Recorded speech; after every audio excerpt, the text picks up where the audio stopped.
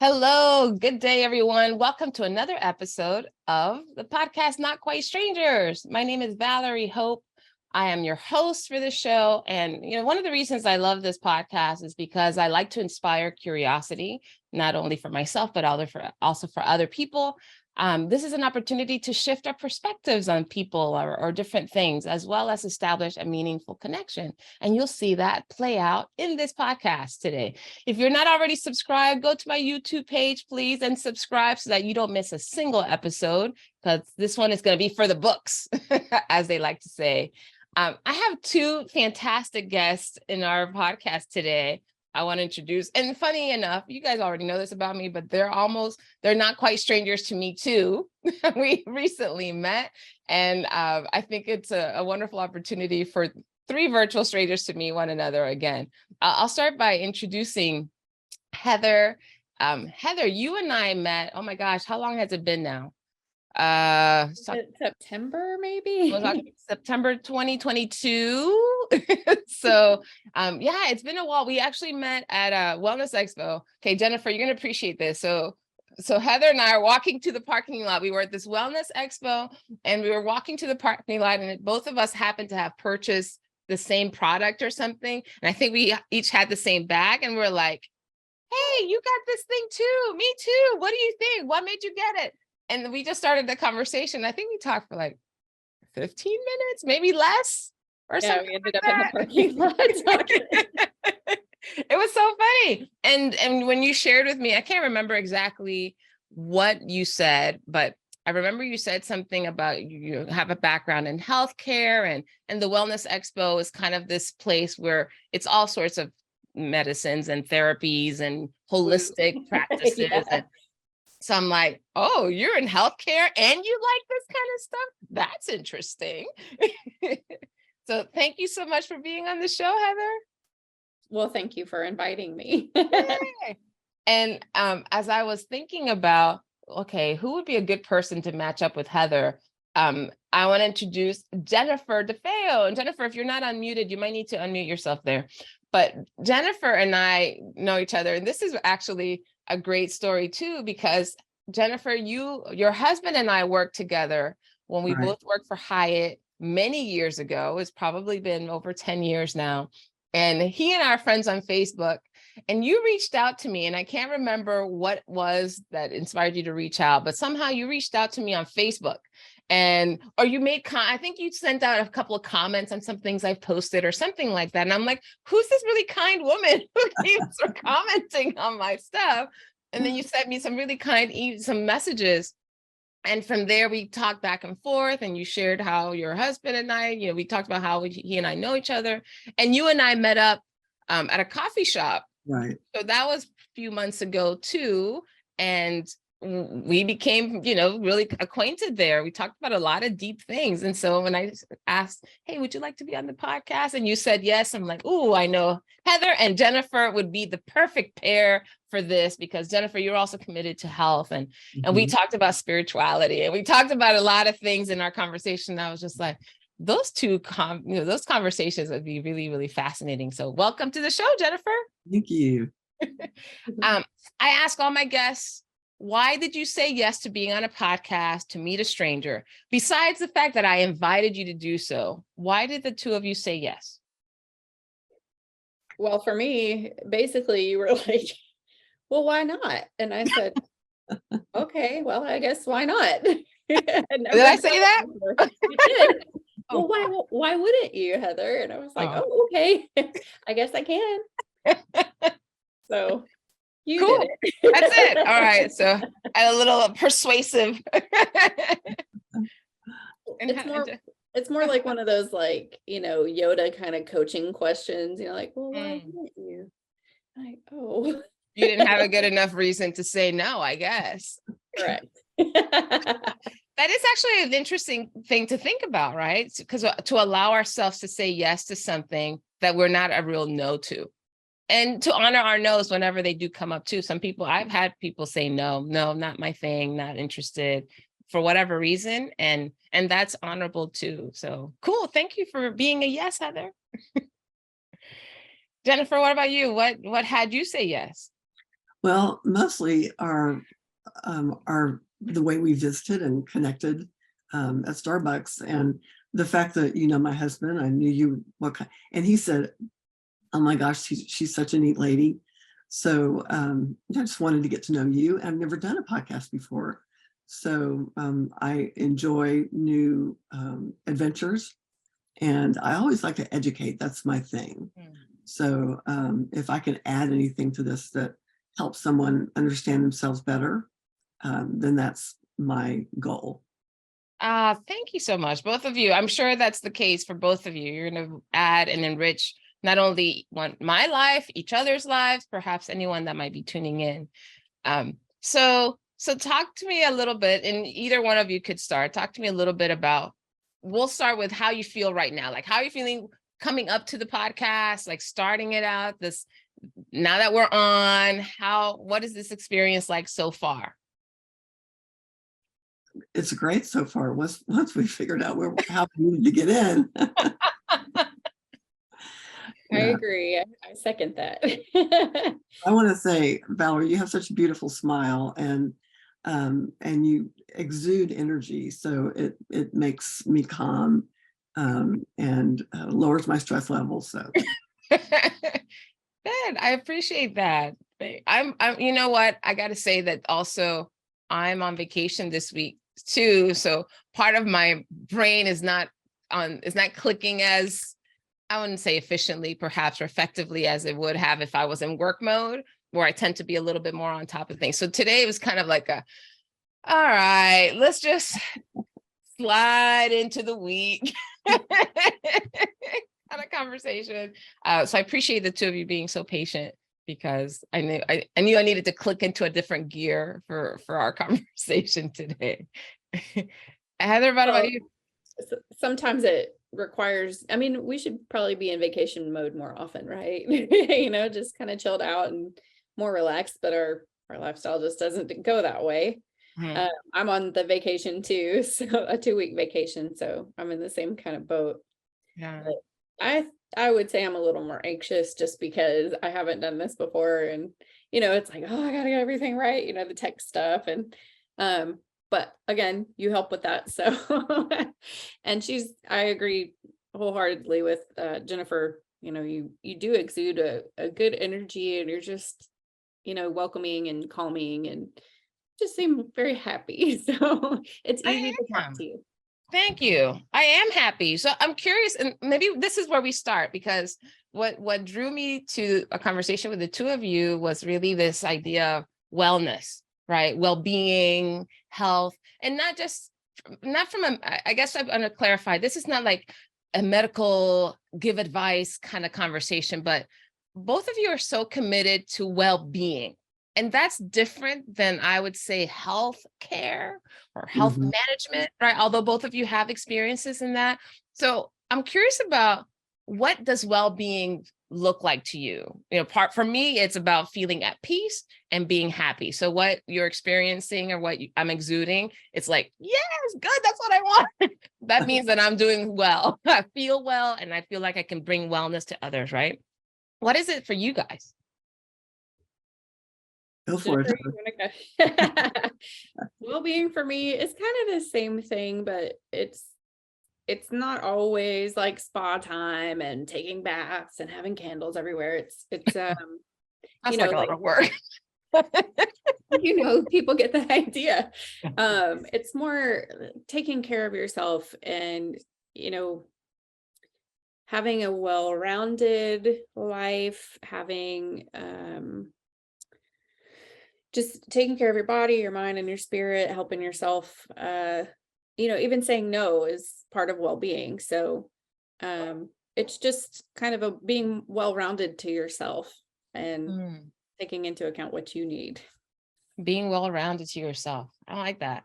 Yeah. And I guess the question that comes up after you said that is, how do we know where we're not rounded, right? Because especially if we kind of toggle back and forth between work, family, or whatever, we don't always think about our physical well-being, our spiritual well-being. We don't think about our emotional there's so many other aspects of well-being. So I guess That's the other thing that comes up. Like, how do we know what is round? And now are we looking at the 360 experience of humanity?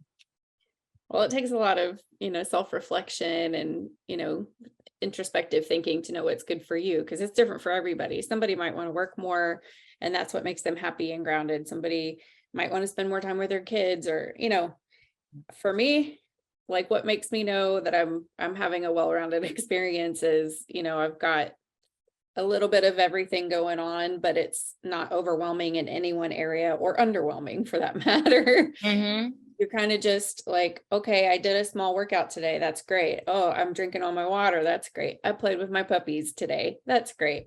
I got some time to talk to my fiance. Like it's kind of just like touching all the bases for me, but it might be different for someone else. Yeah, I get that. Jennifer, what do you think? You seem to have something right at the tip of your tongue about that. Well, I will say that there are so many areas of our lives in which we need health. And Heather, you alluded to the fact that, spiritual health, physical health, mental health, emotional health. And as I got older, I realized that I couldn't be on autopilot. I needed to really work on some things. And for instance, health, physical health is something that would create longevity for me and allow me to be present for my granddaughters and my family for a longer time.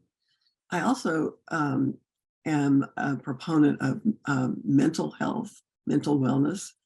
And it's funny, about every 5 years, I treat myself with therapy, and kind of like a tune-up. And I have a therapist right now who's just, I love her. She's 90 years old. Talk about wisdom. Yeah, she doesn't look it or act it, but she has so much enthusiasm for life, and just being around her has changed my life immensely. And there's also a spiritual aspect, and that's something that we talked about when we met, Valerie. And it's funny. All of these things come to mind, but you can't work hard on more than one at a time. Mm-hmm. And then it's a cumulative effect, because you see, I'm better in this area, it allows me to be better in that area, and it leads me to this other area that needs help. So, I'm constantly evolving and constantly learning and growing, and it's never too late. I'm almost 70 years old. It's never too late. I love that. It's never too late. I learned this about my parents, actually, from my parents, that it's never too late. Both of them are well into their 70s. And although my mom doesn't like me to share that, but they are so, but they're so filled with life. They really do find ways to keep life interesting. And this idea that somehow a certain age means that you decline into non-existence seems like, no, that's not what we're designed for. So I love that your 90-year-old therapist is your inspiration. My grandmother worked till she was 89, and she did estate sales and was on her feet all the time. And my dad is 96, and he still is curious about the world, and sending emails to his friends, and kind of holding court at home. So I don't expect to, because of that, I expect to live longer if I take care of myself physically. But I want all of that as I go forward to have that well-rounded life as long as I live. Have you guys heard of this book called I Decided to Live to 120 by Il Lee? No. So there's this book. I remember seeing it. We have a church bookstore, and I just was walking through, saw the book sitting on the shelf, and it just said, I've decided to live to 120. That's all. I didn't read anything about it. I didn't read the back. I didn't read the intro, none of it. But I remember having a really strong reaction to having read that. I'm like, 120. Oh, it seems like a lot of work to stay like engaged. And I gotta admit, even right now, as this, we were finding new things to do. I think about my work, I think about my family. I have wonderful, wonderful relationships with my family members and friends, and I fulfill in so many areas, but I'm kind of like, would I want to keep that up for 120 years? Because it does require effort. It requires intention. And so, but now I got the book eventually and I started reading it, and it's not about living to 120 per se, but it's about the quality of life that one commits to having for the remainder of one's life, right? We don't know the number. Curiosity is the big word that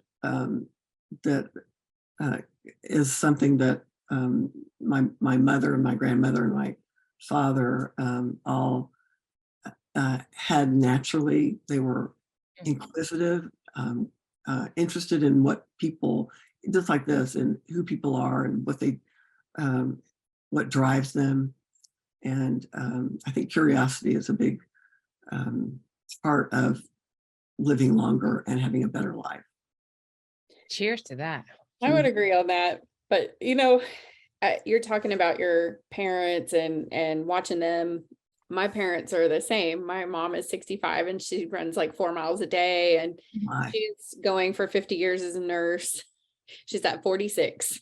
And so she never is, she's always going, she's always learning. Her spirituality fuels her. And my father, I love my dad.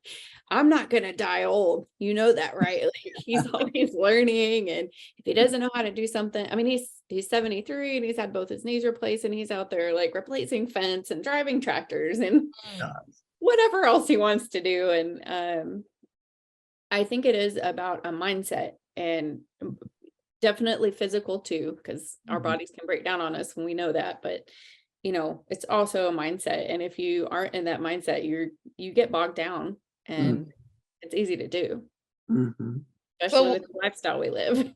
What comes first for you guys? I'm sorry, go ahead, Jennifer. I was going to ask Heather, what do you do? What is your work? I am a nurse. Okay. And I'm also, say that again, you're a physical therapist? Therapist. Ooh, important people. Airway, breathing, circulation. I'm also starting out as a health and wellness coach. So it's kind of been a little hard to blend all that together with, because I work in surgery. So like, ooh, how am I going to do this? But I'm going to do it. So. Jennifer, you want to share a little bit about what you do too? Yes. After I retired, I was in education with the same company for 23 years, and I worked in ICU for several years before that. But I'm a health and wellness coach and have done that for a while. And I've had many clients who, it's based on weight loss, but it was started by an ICU physician, and the information, the part of it that nutrition was started by Johns Hopkins University. So it's very much grounded in physical health. But our founder also goes into all the other areas of health that affect us daily. And so, sleep, movement, positivity, your surroundings, what kind of people you're around. So it's not just a diet. So, that's why I love it. What do you two think people don't understand, whether that's you personally or the people that you've worked with or that you interact with over the course of your career? What do you think we miss about wellness, about well-being, about health? What are we missing, or what do we not understand? Well, we've kind of touched on it already. I mean, the way our culture is, as Americans, basically anybody in America, we live a high-paced or fast-paced, highly processed, go kind of lifestyle. And that's just not how our bodies are meant to go. Like, we can't tell the difference between the saber-toothed tiger chasing us and the emails that need to get done. So our body will react the same way to either. And everything's kind of based on money and, like availability. And then do I have time? I got this to do and that to do. And there's so many things that people feel like they need to fulfill or do or not do, or, and we do kind of have an addictive type of culture. Like, it's addicted to youth, it's addicted to money, it's addicted to this, there's so many things you can say.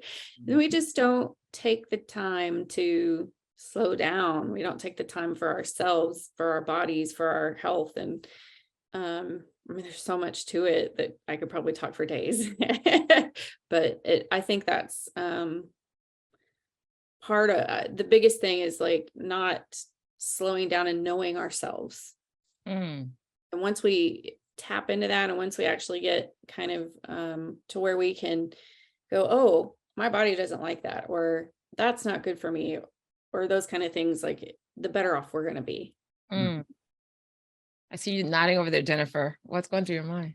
Well, I must say, I have that codependent personality, and it's honestly 4 years ago is when I started my health journey with this program, and I was only able to start it because I took my focus off of my husband and my son and my grandchildren, trying to control them and get them to be healthy or whatever,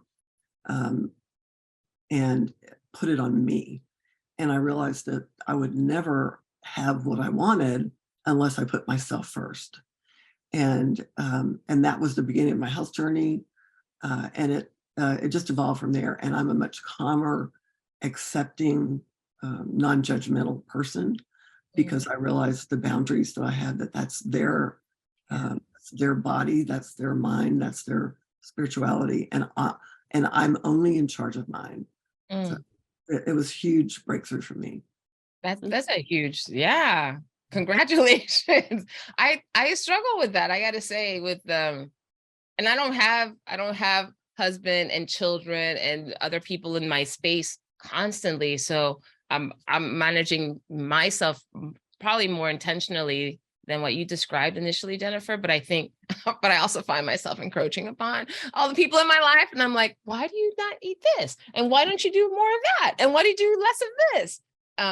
And I just got this message recently. Actually, I went to church a few weeks ago, and this is not necessarily how I've thought about this in the past, but the idea that, and I don't know what your spiritual leanings are, but when it came to the message I heard, what I interpreted was that God, for example, whatever you know to be a God, spirit, the all-knowing, whatever, doesn't control us. We have free will, right? We get to choose what we do, what we don't do, how we do it, how we don't do it, right? But that there are other forces at play that do exert control.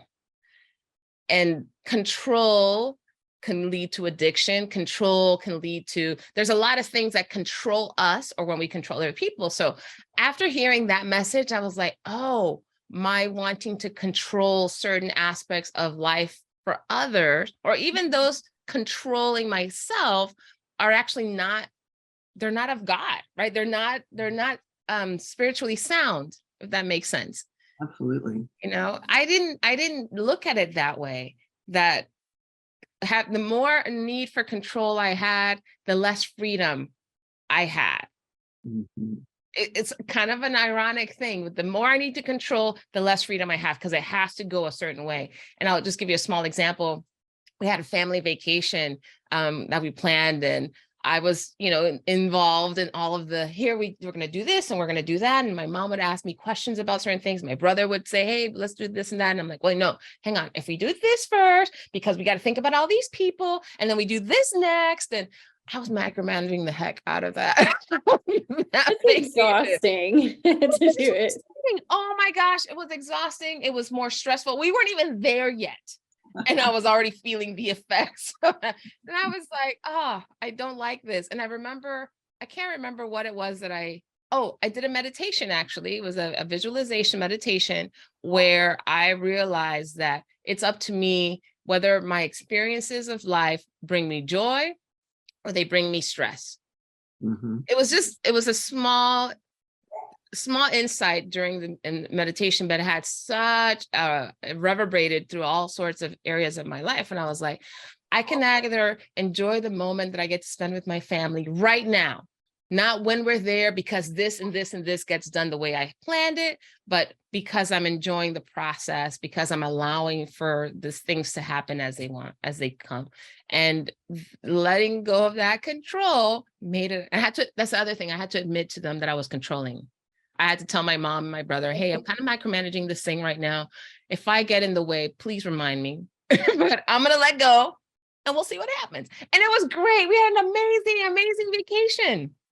So Sometimes those are the best moments of your life when you can just let go and do. I've had such fun doing that. I forget sometimes. I will say I used to be a lot more type A, with some perfectionistic tendencies. And I know Jennifer talked about codependency, which most of us healthcare workers have that Yes. to some degree, some a lot, some a little, but in my life, so a huge changing moment for me was, and I didn't know it at the time. It took a long time for me to understand, but my brother was killed in Afghanistan when I was about 26, and I'm almost 40 now, so lots of growth. But that was like a point where I just kind of lost control. Not that I wasn't trying, but I just was like, I couldn't control this. This thing happened to me and I felt like a victim. And there was a lot of stuff that happened in my life. I ended up getting a divorce, not because of the death, but maybe aggravated by it. And then I spent a long time dating and working on myself. And I realized that I had to not over, because you never get over losing somebody that's close to you. But I had to start to process that stuff because I just tend to stuff it down, and also not good for you when we're talking about wellness.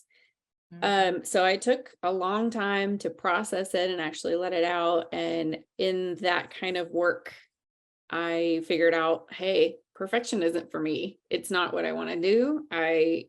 My house does not need to be clean, with a white glove. There's going to be dust. I have dogs now. There's going to be slobber and, things that get dirty.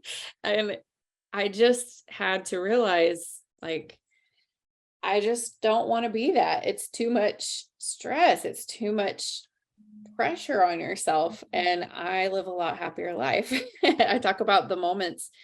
I have neighbors that have kids and they're always outside playing. And my fiance kind of jokes like, oh, I know you won't be home for another hour when you go out there. I'm like, these are the moments, right? Like if I want to talk to them and, it's led to good conversations and some great things for especially the ladies, because they have a lot of kids and they're stressed out and they just need to talk sometimes. So, I learned a lot about myself, and then I want to pass that on to other people. So definitely things that happen in our lives and chance moments, meeting in parking lots and bathrooms, things that happen to us all mold and shape us. And those moments are so precious. And I realized, to bring it back full circle, when my brother died, you don't get the moments back. You have to really appreciate every single little one as much as you can. Because like I said, our lifestyles are kind of busy and fast paced, but it took my perspective to a different level, and I'll never forget it. Wow.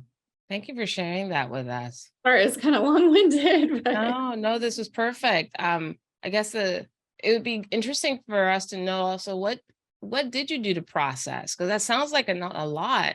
And it touched so many areas of your life. It wasn't just a singular moment of having lost your brother and the grief, but all these other things that were impacted as a result. So what was the processing that you did? Like if you were to give someone that's going through something similar some a roadmap or like where Well, to go?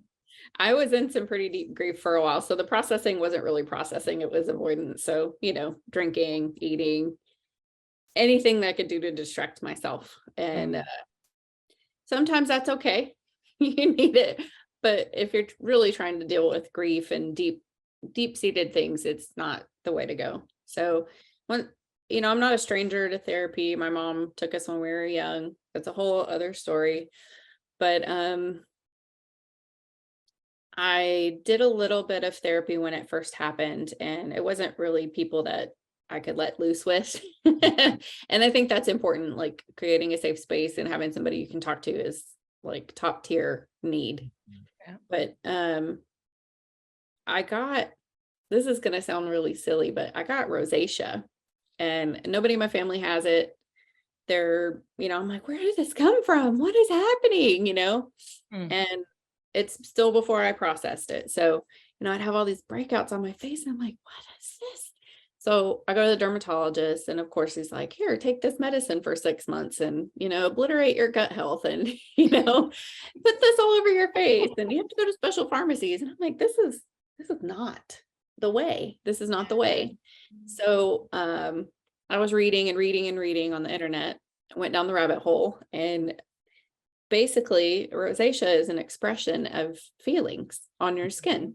So I was like, well, I need to get to the bottom of this. So I decided to go to a therapist that's in Dallas, and it's kind of a whole team thing. They do energy work, they do therapy, they do massage, they do yoga, all that kind of stuff. And so I was like open to whatever. I just wanted to be helped. And I did all these things and things that I never have done interpretive dance. And I felt like kind of an idiot, but I did it and it was great.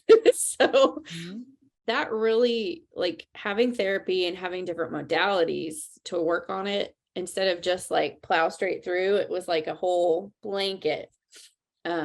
Really, really helped me. And I would recommend those, all of those girls to anyone, but they are kind of pricey, and I understand that. But I felt like it was worth it for me. So the rosacea was what started it.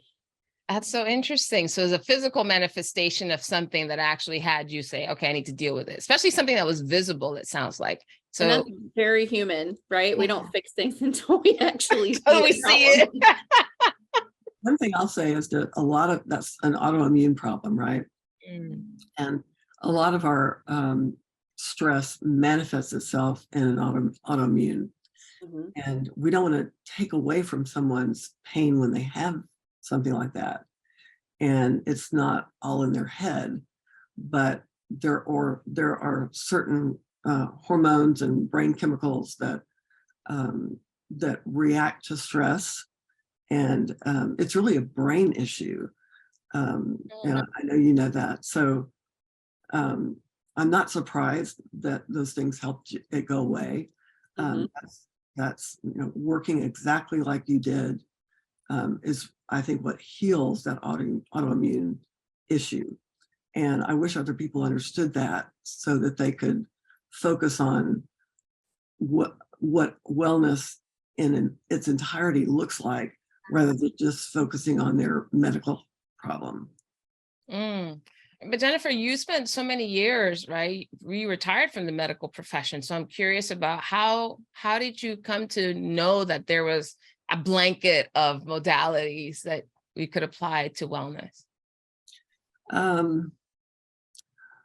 I hate to say it's just as you get older, you've seen so many things work and not work. And part of it is just, I would say, the wisdom that comes with age. And I think a lot of times you can't work through that for someone else.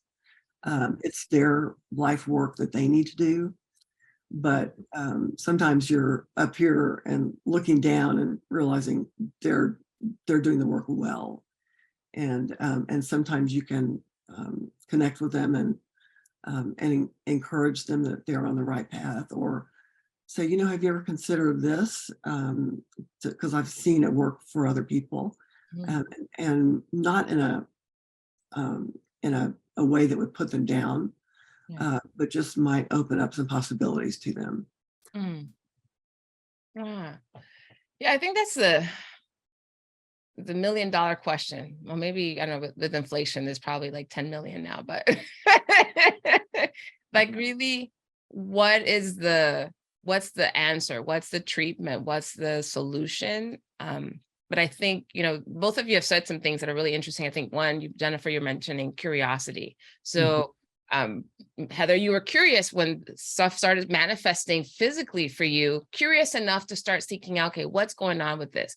Going down a rabbit hole to identify and discover where it's coming from. Louise Hay, I don't know if you're familiar with Louise Hay. She's since passed, but she has a publishing company called Hay House, but she wrote a book called Heal Your Body, or Heal Your Life, I believe. Do you have that book, Heather? Do you know what I'm talking about?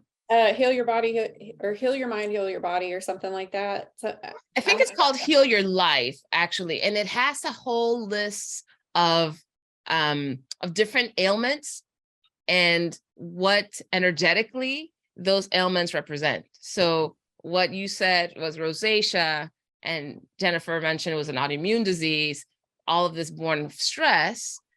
Then in the book, it would have, I don't know what it says specifically about rosacea, but it would say something about, here's what this means energetically, and then also an affirmation, something that one could say, right, and repeat on an ongoing basis to support rewiring the belief. Because both of you have mentioned this idea that this is all about the brain, and our brain works in our mindset. Right, it works in the subconscious level. What we believe is true is always going to trump what we know consciously. That's one of the things that I'm working on and learning about living in life, and my work as a coach. Also now thinking more about, it's not enough to just talk about something. Conscious stuff does not always get it done. So now is, how do I tap into the subconscious more intentionally, and for myself and for the people I work with. So I'm learning some modalities to help that. But thoughts about that? Or I don't know, I could go down. You guys are fascinating, by the way. This has been really cool, but I know that you all also have questions for each other. Or so if this is a time for you to bring up a question, please do. If not, we can continue down this path. Well, I have a question for you, Heather. Sure. And we've touched on it a little bit, but there are so many areas of our lives that can be improved. Pick one that needs a checkup. And what does good health in that area look like for you? Well, I'm glad you asked. I have gotten off of working out. I used to do, like 2 hours in the gym, 4 days a week kind of thing. But I got out of it with COVID, and I know that's an excuse, but it kind of broke up my routine, and I haven't been able to find the motivation and the routine to get in again, especially since I started travel nursing. So that definitely needs a checkup, and I'm working on it. But I think physical activity, it doesn't even have to be a workout, like getting out there, taking a walk. Like I do walk the dogs a couple miles a day, so it's not like I just sit on the couch, but I think physical activity is a huge health indicator, and it assists us to be healthy no matter what you're doing, as long as you're moving. You're so right. And Alzheimer's runs in my family, and although we don't know all about it, we do know in the medical community that that walking and movement affects your brain chemicals. And it's been found that people who are overweight, sedentary, and have a bad diet are more prone to Alzheimer's than those who are active and taking part in their health journey. And so that's something I'm, at my age, my mother was diagnosed at 72, and it last 10 years, she died at 82. And so that's something I'm very aware of. What can I do every day to prevent that from happening to me? And so Something interesting. I listen to a lot of podcasts and I love science and the things that you can measure and all that, which some things aren't, but they are calling diabetes the third, I can't remember the exact verbiage, but it's the third precursor for Alzheimer's. Yeah. So better glucose control they've seen has started, and which of course you eat a high carb meal, you go for a walk, that really helps your muscles to absorb some of that glucose and use it up versus just, letting it sit in your system. Yeah. So, I mean, it's all interrelated, right? So we know that. I read something recently about the chemical, the hormone leptin. Is that what it is? Mhm. The one that tells you if you're full. Satiated, yeah. And so when you eat sugar, that triggers that to go off. It stops working. And so that's when you lose the ability to know that you're full. And it prompts you to keep eating and keep eating. And they've done work with rats in this science, and the rats, when they overate and their insulin rose, their leptin stopped.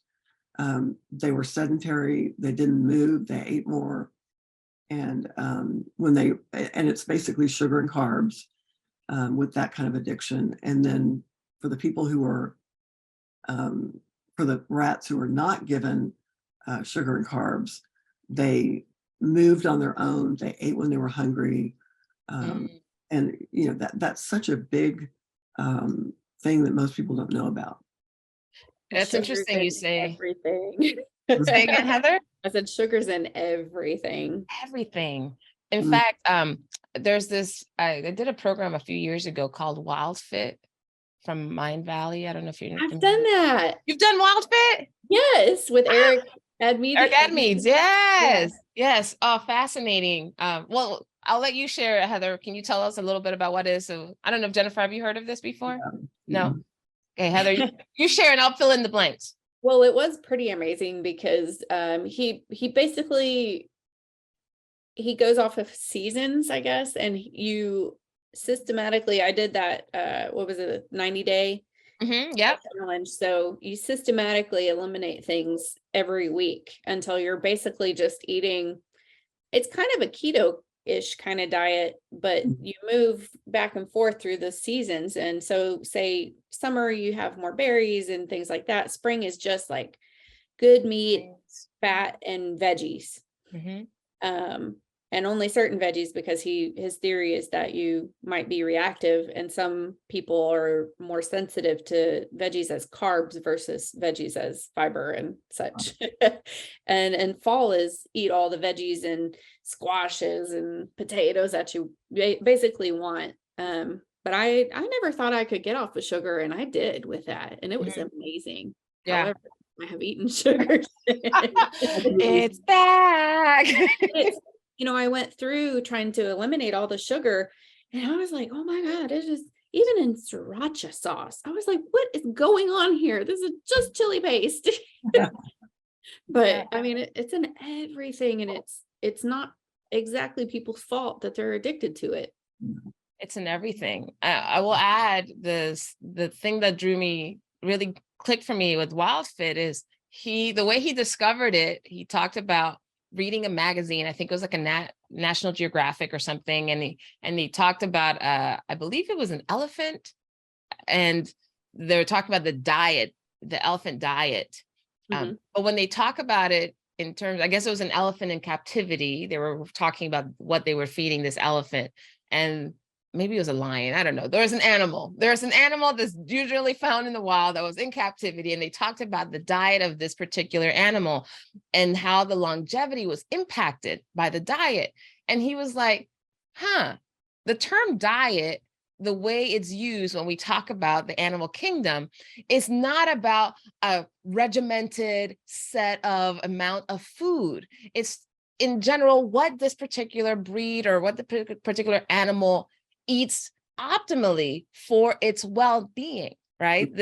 That's what diet actually means. And he's like, but humans, we have a relationship with the word diet about it being some sort of regimented, this is the kind of food, this is the amounts, these are the times of day. Like there's something strange about how we relate to that word. So that's kind of where I remember him saying it kind of started him down this path, and what he realized about sugar specifically.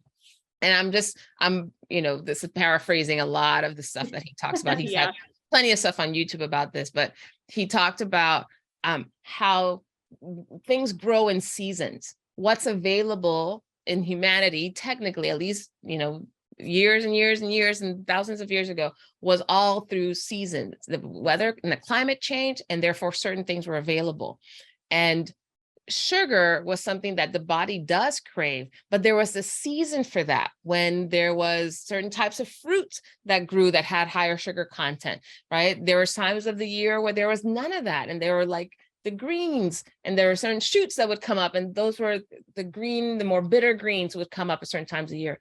But we live in a society where we have obliterated any sense of seasonality as it comes to food, in this culture especially, and many others, westernized cultures, I believe. And we have now, everything's available all the time. And so the body will crave more of the things that we can get access to everything we want anytime we want, basically. And what I learned in that program myself, one is that I could eat a lot more vegetables than I mean, there's a point in time, and I still do actually eat a lot of vegetables, way more than I used to. But yeah, that dang sugar piece, it's As you get off of, oh gosh, it was dairy and it's like dairy, sugar, carbs. I still do the green this things in the smoothie. morning. Yeah, me too.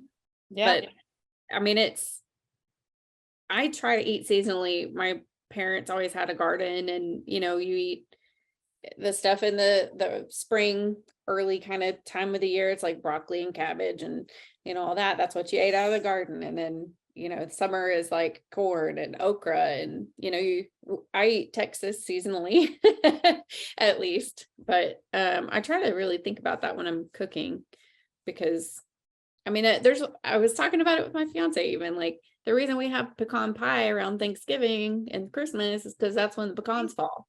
Mm-hmm.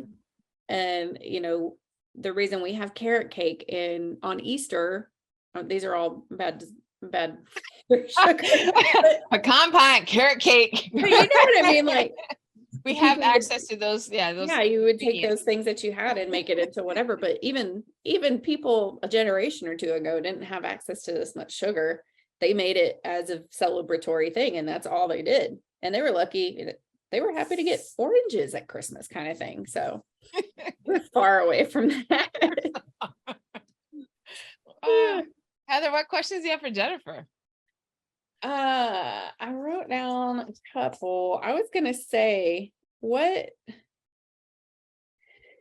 do you find you care about less now that you're older? Let's see. Well, I guess part of it is what people think of me. Yes. It's just, I thought people were thinking about me all the time, and they're thinking about themselves all the time. And so that frees you up to be who you are and not feel the need to change for someone else. It goes back to the codependency thing a little bit, that these kinds of things allow us to focus on ourselves instead of being in that circle of people that we think are really a part of us, but I would say it starts from the beginning, from us, and it moves forward from that. One thing I was going to say is, and it's not particularly the question you asked, but one of the things that I've come to know as I've gotten older is that finding a purpose and fulfilling a dream, even having altruism and giving back. You mentioned, Heather, about with healthcare people, we tend to be helpers, and we save people. We respond to code blues and hopefully save people's lives. But that's part of altruism, and it begins very young. And if we're lucky, we continue that. And I think that is a part of our health, overall health, finding a purpose, being altruistic, which is thinking about others and being kind and doing kind acts for others. When you're not doing that, and you're just closed up in yourself, you're missing a big part of what life can be for you.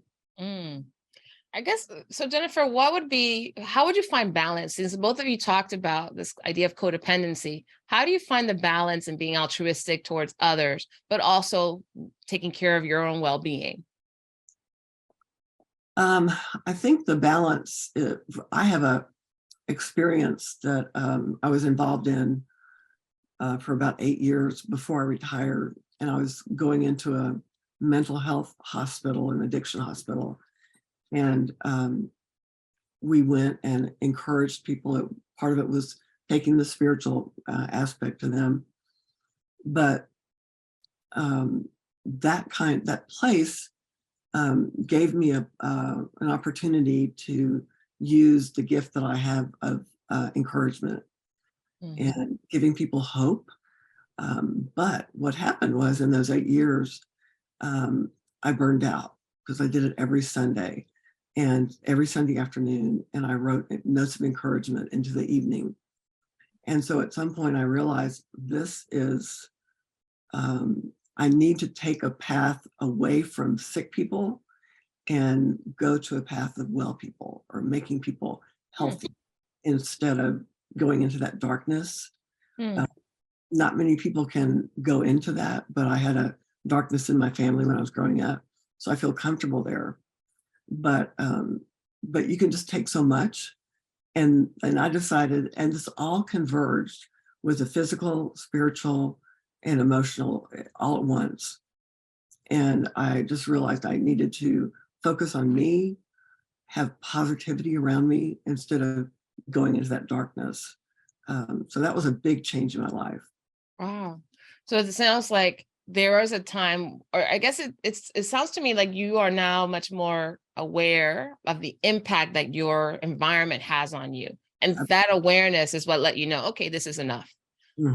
That's what I got. And I think that's, I think, Heather, you said something similar to that very beginning. Part of our wellness is listening, just listening to how our body and our emotions are responding to what situations we're in, the experiences we're having, and honoring what we're hearing. I guess that's one of the things that I think has come up in this conversation that's made me go, yes. Because I do notice when I listen to my body, not listen to what the media says my body should do, not listen to what my parents or my friends or what I hear other people talk about, but when my body is telling me this works for you, this does not work for you, and honoring it, I think I know exactly where to provide, where to engage, and where to I need time for me. And that goes with, I learned a long time ago, because I've been a nurse now for almost 20 years, but if you let yourself kind of just float around and, be blown around by the wind, you're at a kind of a disadvantage. You have to kind of plant your feet and find good boundaries. So taking care of other people and having a codependent nature, you can really hurt yourself. You can overextend, you can make yourself sick physically, mentally, spiritually. You can even fall into other, bad things. And obviously there's a lot of alcoholic healthcare workers, because that's really the only drug that's really okay for us to have. Yeah. There is a lot of alcoholism that isn't really talked about, probably, but it's a legal drug, right? So to kind of avoid things and all that. But if you don't plant your feet and know yourself and have good boundaries to just hold, like it's very easy to judge people and their choices. It's very easy to judge people you work with. It's easy to judge yourself. And without those boundaries, it's like you don't have a good filter for the outer world, and it just comes at you and in you, right? So knowing yourself, being grounded in it, and listening to yourself will help you immensely in life. And that's all stuff that healthcare has taught me. And Um, I think Valerie was talking about that you have to slow down in order to listen. You can't be involved in so many things at once. all the top spinning. Yes, yes. And so when you stop, when you meditate or listen to soothing music is something I do. If you're a believer, read the Bible or pray, something that slows you down and even stops you, so you can hear. And sometimes even saying affirmations out loud, your ears and your brain hear them. It makes more of an impact than if you think them. So I think one thing that I've learned after retirement was that, oh my gosh, I'm not so focused on helping others, but helping myself. And I said that before, but healthcare workers, I was in the field for almost 40 years, and you tend to lose yourself when you're helping people for that long. And you can't express emotion. You have to wear a mask. You have to be a professional all the time. You can't express anger, sadness, any of that stuff. And so you constantly stuff your feelings. And that's a whole other issue. I was telling somebody the other day that we can only share those horrible things that we see in healthcare with each other, because we don't want those images in our families' minds. So you would understand, Heather, what necrotizing fasciitis looks like and how that's treated. And I don't want my family to know about that. Lucky for me, my dad was a firefighter paramedic. My mom is a nurse, and my brother was a flight medic. So, and there's tons of nurses and doctors in my family. So you cannot get away from it at all. Yeah, it was meant to be. You compress with them, and that's very important. So. Yeah. Oh, and my fiance is a police officer, so we got it all. In it. You are swimming in it. I'm curious, as we start to wrap our conversation, what has stood out to you about this experience and speaking in this podcast today? Well, I like how we come from different backgrounds, things we were raised with, all that kind of stuff, but we still have, and we're different ages and everything. We've all kind of come to the same conclusions.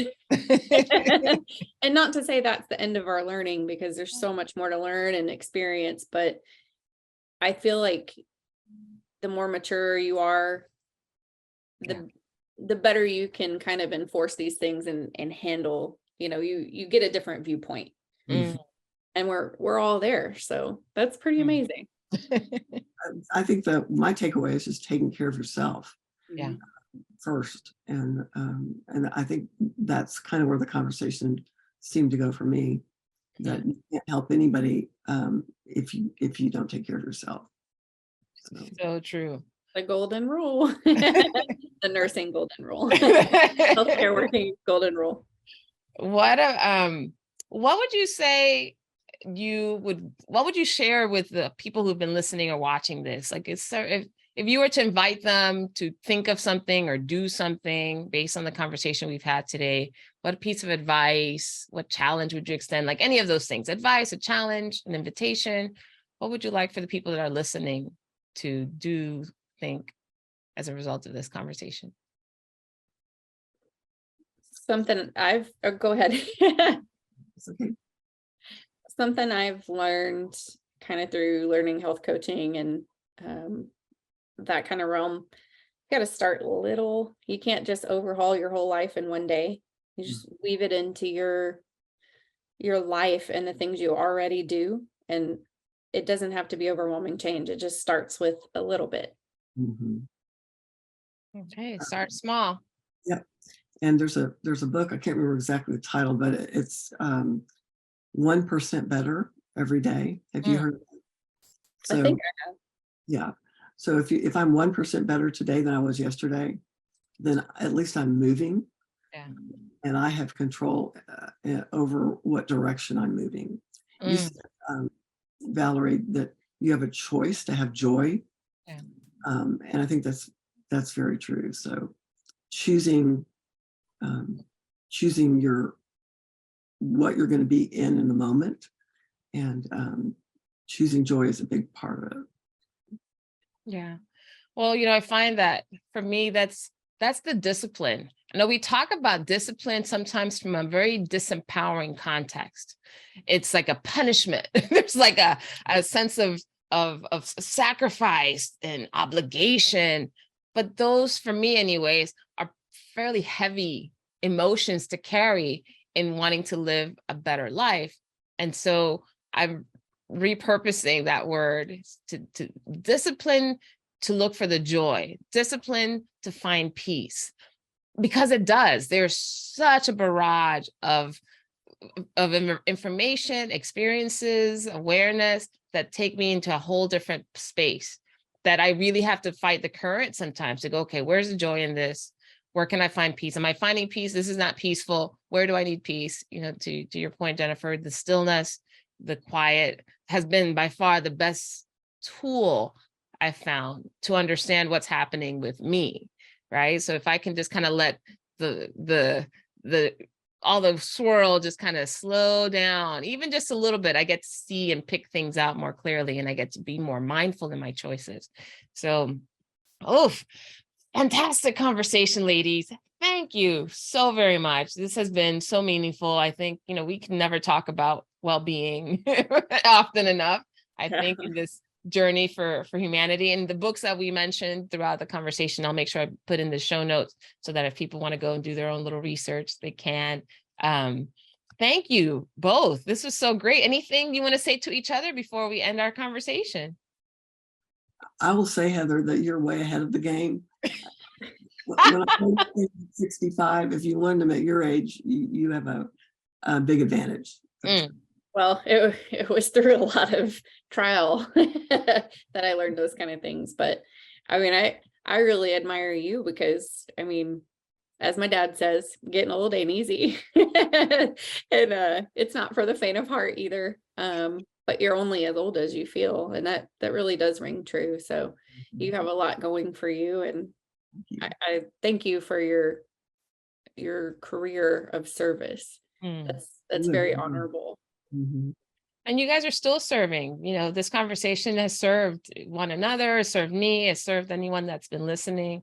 So thank you both for your contribution. And that's, I think, what life is about, right? It's the purpose, but purpose is a contribution. It's a contribution to, it lifts all boats, right? Our contributions help everybody, including ourselves. And the moment that we're contributing in ways that don't help us and help others around us, it's time to get curious, pay attention. Okay, something here is not aligned.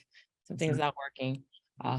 Thank you all so much. Thank you, the two of you, Heather, Jennifer, for being my guests today in the podcast, Not Quite Strangers. For those of you who've tuned in, also appreciate you. And I hope you took something away from this conversation that will support you so you can make your optimal contribution to humanity and to your family and to yourself. Don't forget to like, rate us, favorite us, whatever it is that you need to do to make sure that you get access to all our upcoming episodes. Not Quite Strangers. Have a wonderful rest of the day, everyone. Thank you. Bye-bye. You've been listening to the podcast Not Quite Strangers. Be sure to subscribe or follow on your favorite video or podcast platform. And for more information and content, go to notquitestrangers.com. See you next time.